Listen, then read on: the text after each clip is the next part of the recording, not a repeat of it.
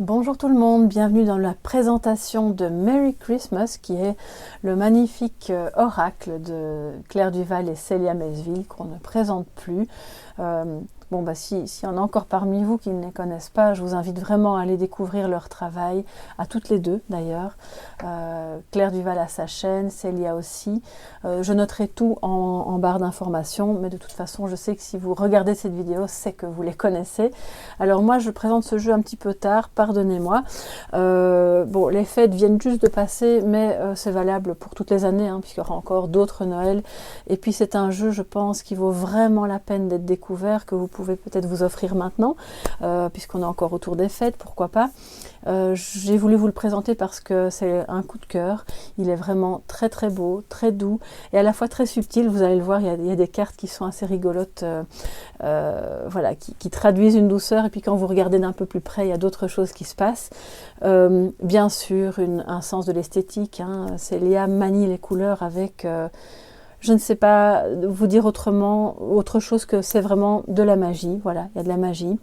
Alors, ce jeu vient, comme vous le voyez, dans une boîte cloche qui est très jolie, qui a été vraiment très travaillée et qui est bordée de rouge brillant. D'ailleurs, les inscriptions reprennent cette couleur-là aussi. Ensuite, illustration des cartes qui reviennent à l'intérieur, donc la clé et la maison, le chalet. Donc vous allez voir aussi que les noms ont été adaptés à la thématique de Noël. Si vous connaissez le Lenormand, vous saurez très facilement traduire ça dans les termes d'origine, d'accord. Que vous dire d'autre par rapport à l'ensemble du jeu avant de vous montrer les cartes? Oui, c'est que le livret, voilà.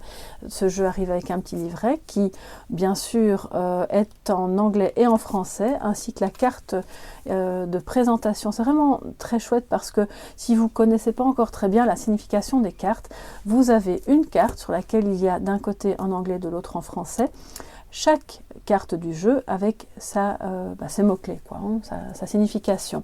Donc ça peut être intéressant si vous avez besoin de découvrir encore les significations, qui sont bien sûr reprises dans le carnet, qui est lui-même le livret français d'un côté et anglais de l'autre.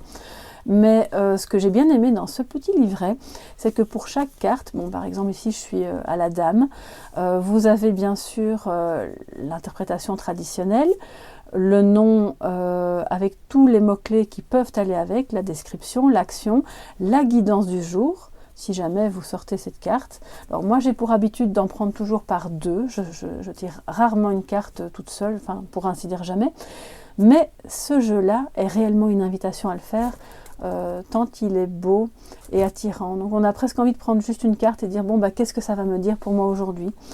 Donc on a la guidance du jour et l'incantation magique. Quand je vous parle de magie, voilà. Alors je vais remettre ça dans la petite boîte, je vous la laisse là. Et on va regarder tout de suite le jeu qui est bordé de rouge. C'est un rouge brillant, comme la boîte. Alors il est déjà dans le désordre, parce que je l'ai utilisé, j'ai pas eu le temps, j'ai pas pris la peine de le remettre dans l'ordre, donc on y va. Alors, le couteau. Voilà, très joli. Vous avez chaque fois plein de petits détails. Je vais pas tout spoiler. J'ai envie que vous puissiez découvrir vraiment en profondeur ce jeu par vous-même. Je vais vous donner des petites choses qui m'ont un peu marqué et que j'ai trouvé très intéressantes. Au premier plan, on voit il y a des fruits, voilà, on a coupé, il y a peut-être de la nourriture, mais il y a aussi comme des cloches qui, si on y regarde de plus près, ici c'est comme un cœur qui pourrait être coupé. Moi c'est vraiment l'impression que j'ai. Donc voilà, on peut interpréter ça évidemment selon sa sensibilité de différentes manières. La dame, alors il faut savoir que dans le jeu de Célia et Claire, il y a 2 dames et 2 hommes qui ont des vêtements différents, on peut les reconnaître, ce qui est super parce que vous pouvez leur faire un tirage plus riche, relationnellement parlant, vous aurez plus d'indications et ils sont toujours face à vous. Ils n'ont pas la tête vers la gauche ou vers la droite, donc à vous évidemment d'en déduire de quel côté ils regardent. La bougie. Alors l'assemblage des couleurs, le mélange est toujours d'une beauté assez... je pense que Célia a une maîtrise des aquarelles assez impressionnante. Les lettres, Alors, je ne vous donne pas les correspondances parce que je pense que c'est vraiment chouette que vous puissiez découvrir par vous-même. Les oiseaux, et là c'est une carte justement, comme je vous disais, il y a des subtilités qui sont assez rigolotes. Au départ, oh les jolis petits oiseaux, ils sont mignons, blottis les uns contre les autres, ils papotent. Ok, et puis on regarde la carte un peu plus près et on remarque que le premier oiseau, il a les yeux grands ouverts, il écoute, il est surpris. Les deux autres sont avec un regard un petit peu plus mauvais. Que sont-ils en train de dire sur le dos de quelqu'un d'autre? C'est la question. Le Mont Blanc. Le ballotin de chocolat. Voilà, alors moi je suis belge, donc le chocolat ça me parle. J'adore le chocolat. Je crois que je ne suis pas toute seule, hein. On aime, la plupart, on aime le chocolat. Et donc je vous laisserai découvrir à quoi ça correspond. On a le petit papier à côté, d'accord, mais bon, moi évidemment, j'ai pas trop de mal parce que le normand, c'est un outil que j'utilise beaucoup et que j'aime beaucoup. Et je pense que c'est assez clair, hein, c'est assez évident. Les poissons. Et j'apprécie justement qu'elles aient décidé de prendre en fait d'autres appellations pour certaines cartes parce que ça s'adapte mieux au thème de Noël. La lune froide, magnifique. Le soleil d'hiver. Alors regardez un petit peu ces deux cartes-là justement. Vous voyez la cohérence dans les mouvements, dans la géométrie, c'est vraiment magnifique. Magnifique. Et à chaque fois un petit peu de givre sur les deux. La pomme d'amour. Elle est vraiment qui a été croquée. Voilà. L'encre. Là aussi, de nouveau, vous retrouvez ce mouvement, cet arrondi, quelque chose de fluide qui traverse en fait l'énergie du jeu. Le fouet. Et de nouveau, sur cette carte, il y a quelque chose d'assez subtil. Oui, on voit cette personne en train de préparer probablement une pâtisserie pour un soir de fête, des gâteaux. Et on sait aussi que derrière ça, le mouvement de fouet peut être désagréable et que le fouet, c'est l'énergie du mouvement, hein, du retour, mais pas que. Et donc, il faut regarder la carte d'un peu plus près pour se rendre compte qu'il y a des petits éléments, des petits éclats de quelque chose. Voilà. Le nuage. Toujours, voilà, rempli de détails et de subtilités. Les souris. Le cadeau.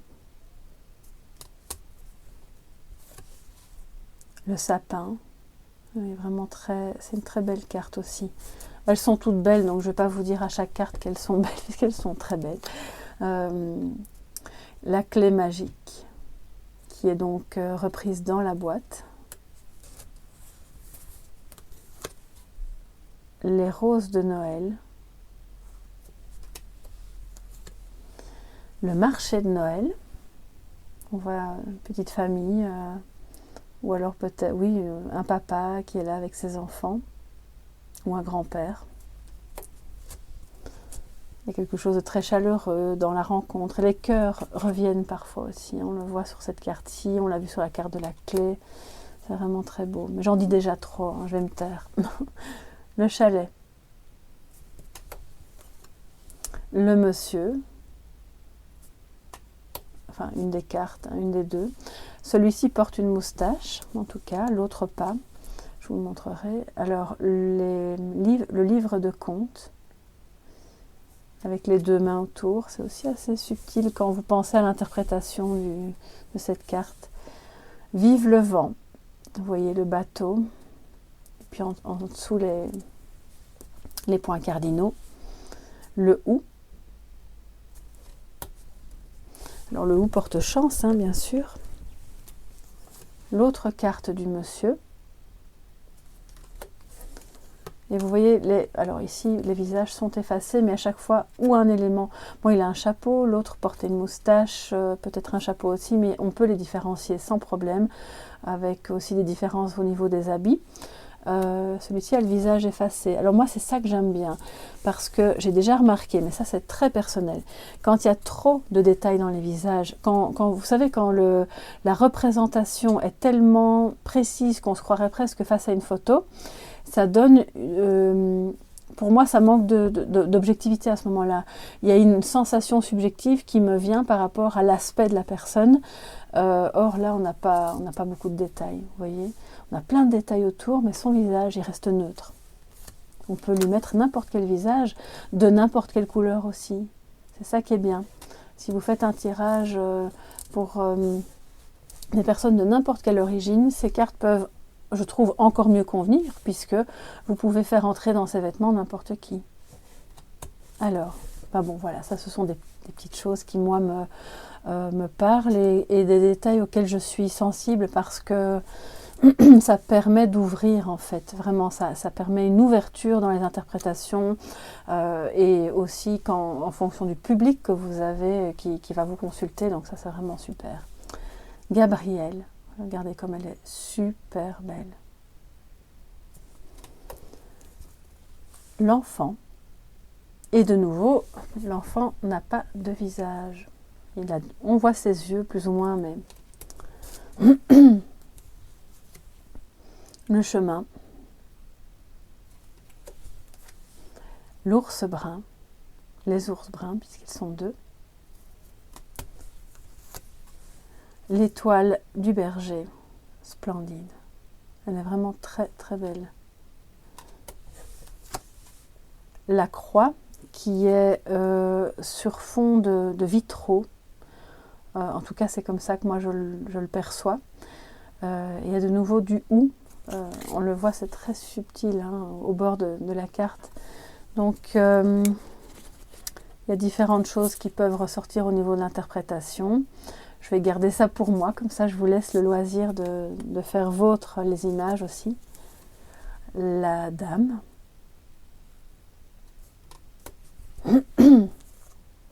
La couronne de l'Avent.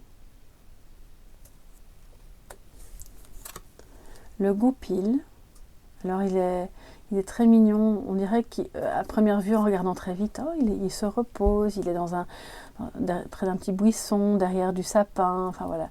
Et au fond, il a les yeux ouverts, il se cache, il regarde la scène. Notre-Dame, elle est magnifique aussi. Encore une fois remplie de petits détails. Ça a dû être un travail. Alors bon, je ne suis pas peintre, hein, mais malgré que j'aime bien dessiner, pour moi ça me semble... j'ai l'impression que c'est un travail de titan. Voilà.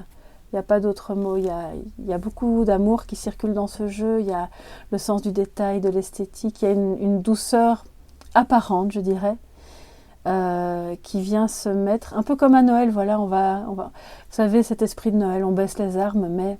On sait bien que ce qui n'est pas réglé reviendra l'année suivante, donc on va quand même devoir le régler, mais on se calme un temps. Et dans cette énergie, l'énergie de ce jeu, pour moi, c'est vraiment ça. C'est beau, c'est calme, c'est tranquille, tout en laissant transparaître qu'il pourrait quand même y avoir des choses plus compliquées, mais qu'on va pas forcément, on va pas en faire état tout de suite. Et donc finalement, tout est clair. Vous voyez, si vous laissez parler votre intuition, vous verrez les choses. Alors, le Saint-Bernard... Le ou revient assez bien, évidemment, sur pas mal de cartes. Et le traîneau. Voilà. Alors, je vous ai montré toutes les cartes. Vous voyez que ce jeu est vraiment très, très beau. Il est rempli d'une foule de détails, de plein de couleurs qui sont savamment mélangées, accordées les unes aux autres. C'est, je trouve, un jeu qu'il faut avoir autour de soi, pour soi, même si vous faites des tirages que pour vous-même, pendant la période des fêtes et autour, un peu avant, un peu après. Vous pouvez vous le procurer donc sur le site de des éditions Wild. Je vous mettrai tous les liens en barre d'informations, donc ne vous inquiétez pas. Si ça vous intéresse, vous pouvez donc aller directement sur son site. Alors il y a peut-être d'autres points de vente. Là, je ne suis pas trop au courant parce que moi, je suis passée par Wild Edition. Mais si jamais c'est le cas, je vous le renseignerai de toute façon. Je vous souhaite en tout cas vraiment une belle découverte de ce jeu. J'en profite au passage, peut-être que vous allez regarder ça au mois de juillet, mais c'est pas grave. J'en profite au passage pour vous souhaiter vraiment mes meilleurs vœux pour cette année 2022, qu'elle soit remplie de douceur, de paix surtout, d'amour, hein, d'ouverture, de belles découvertes aussi, que vous soyez heureux, voilà, c'est le principal. Et puis que tous les amoureux de la cartomancie puissent se procurer ce jeu parce que vraiment il est très beau, il est très intéressant aussi dans tous ses détails.